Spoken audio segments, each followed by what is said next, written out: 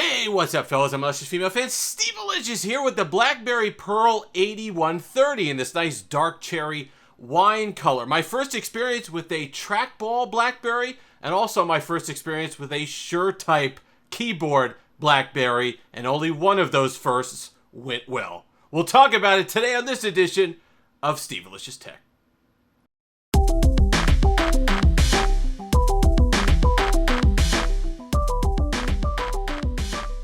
And we're back. As always, thank you so much to all the new subscribers, up over 3,400 as of the taping. And yes, I say taping. It's digital, but we say taping anyway. Of this video, if you've been liking all the tech stuff, the BlackBerry stuff, some more Windows Phone stuff, go ahead and tussle that subscribe button. It certainly means a lot to me. So the BlackBerry Pearl 8130 from 2007. I really like this color. This was the Sprint exclusive at the time, which I think adds to it. They're kind of going for a candy bar design here.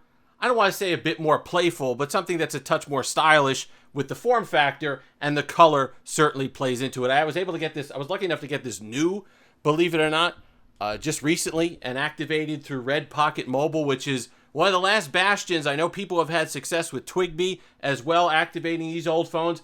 If it's pre-2010, especially these, I've only had success getting voice and text activated. They claim data would work, but as you know, on the older BlackBerries, especially when you're talking OS 4.5, I think this has 4.8 on it, you're dealing with service books for the browser and all the rest of it. It gets way above the pay grade of tech support at Red Pocket Mobile. They don't want to deal with it, and I'm sure there's a way I could go on the Crackberry forums and get them to work. If you have one of these you're still using and are able to get data with it through a Sprint network or one of those Sprint virtual operators, please leave a comment below, because I'd love to get, in the few months that 3G and these towers have left, I'd love to get full functionality out of these devices. So let's talk about the 8130.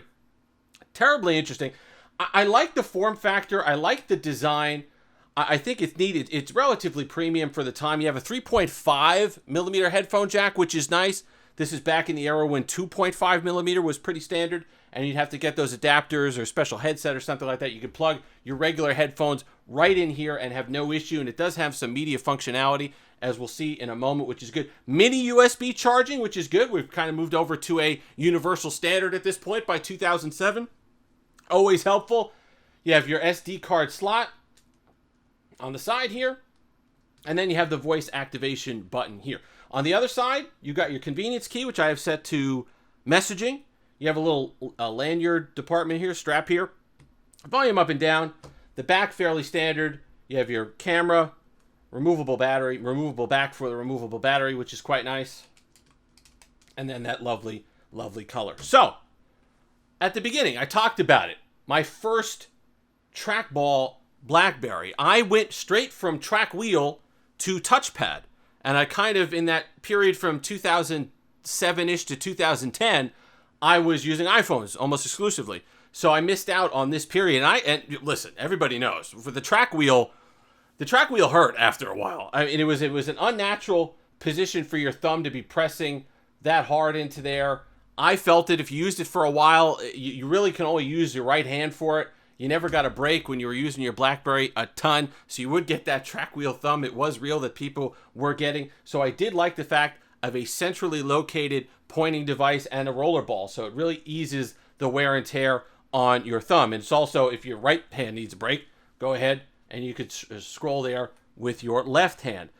That part I quite liked. I always wondered in pictures back in the day if I would have issue with trying to be too exact with the pointing device, meaning like, would I have to, if I wanted to click, would I have to get it, use the tip of my nail to kind of get it exactly right in the center in order to click it effectively? But what I learned is you could just use your thumb, use your entire thumb. You get to where you want to go scrolling wise, you just push your entire thumb in there, and it's pretty accurate. You don't roll off course, and I quite liked it. I like the way it lights up white at night when the keyboard is backlit. That was an overall wonderful experience. Snappy, responsive, easy to move through the OS, especially 4.5 when you're doing a ton of scrolling. And I liked it. I really did enjoy it.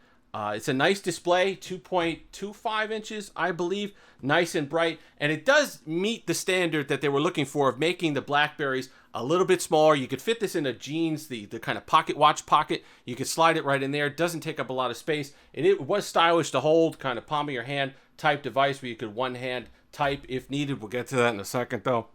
But overall, I think they met their goal. It reminds me of those older Nokia devices, kind of the candy bar ones with the red, and it gets it more stylish. So you get the benefit of having the robust features of the BlackBerry OS with enterprise services if you need them, BBM if that's where all your friends are, that type of stuff, the security, but also the convenience of candy bar phones of the time, which were small and sleek and designer and stylish. And so I think from that standpoint, from the design, they really got it right. Now, listen, maybe people who, I know the 7100 series had this SureType style keyboard personally, and you can see that's why we have the Porg here, disapproving Porg of the SureType system. If it's the first thing you used, if it's something that you just got used to, if it's second nature to you, perhaps if I spent more time with it, if I used it exclusively, I'd learn to like it, I'd learn to get quick with it. I don't hate myself enough to try it that long in order to be able to get good with SureType. It just really wasn't for me. And I tried it for a few days. And then I said, you know what? I'm just going back to multi-tap, which I went ahead in the language settings and changed the keyboard to US English multi-tap and went to somewhat sort of T9 texting. And I have to believe I wasn't alone in my dislike of SureType and this particular keyboard, because on the Pearl 9105, which I don't know if it got a US release or not, or if it was only in Europe, they go to basically a straight up T9 system for the typing. So you still got the BlackBerry experience, but you had a more traditional of the time, typing experience on 9 keys. So, even with multi-tap, I still had issues. Let's see if we can get forward. Because of just the wave throws me off. I don't understand I have to look down a lot. I found myself looking down. Even keys that I know the general placement of, like L way over here by itself, just kind of chilling with its own key, and then so that you only hit once, and then OP over here, and then you're just kind of like, but the wave throws you off because you're looking for a regular straight across QWERTY, and they have that deep, and then the space, and then the like I said, perhaps it's something you get used to over time. If you were coming from a 7100 device, perhaps they didn't want to leave you totally in the cold and give you something in the 8000 series line that has that capability, that typing experience.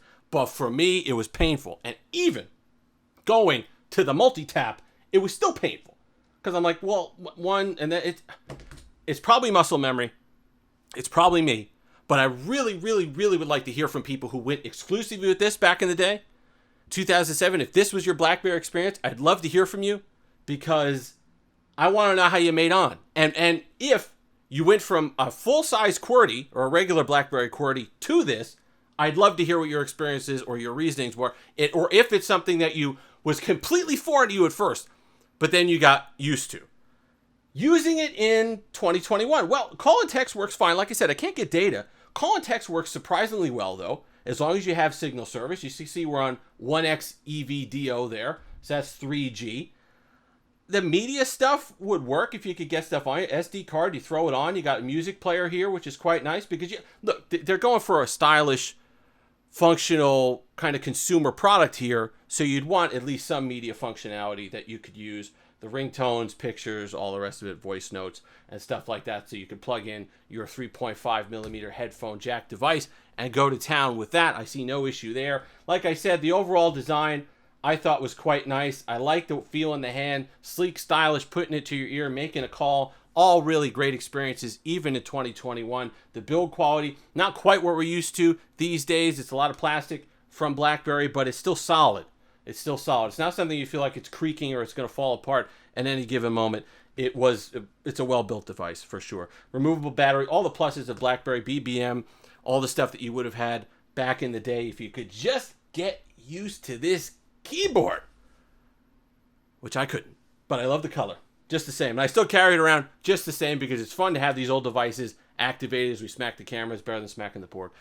All these old phones activated. It's fun to carry them around and give them one last hurrah until they're all gone, probably, at least in the US, at the end of the year. If you had a Pearl, please, I want to know in the comment section. I'd love to know your experience. If you had growing pains with it, if you got used to it, if you swear by the SureType keyboard, go ahead and leave that comment below. If you've made it this far, like, comment, subscribe, all that fun stuff. Until next time, have that Steve-alicious day.